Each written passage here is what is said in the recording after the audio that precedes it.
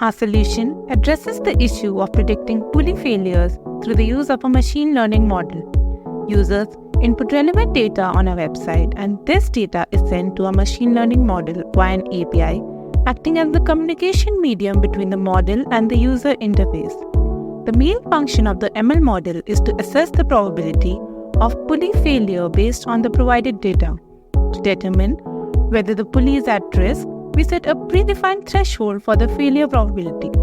If the model predicts a failure probability exceeding this threshold, a series of actions are triggered. First, an alert is generated and sent to the users to ensure that they are aware of the dangerous situations and can take necessary precautions. Second, we employ a time series forecasting machine learning model to estimate the remaining time before the pulley failure, and if the predicted failure probability falls below the threshold, the user is informed that the pulley is in a safe condition. All the informations and notifications go through the API and are shown to the user on the website.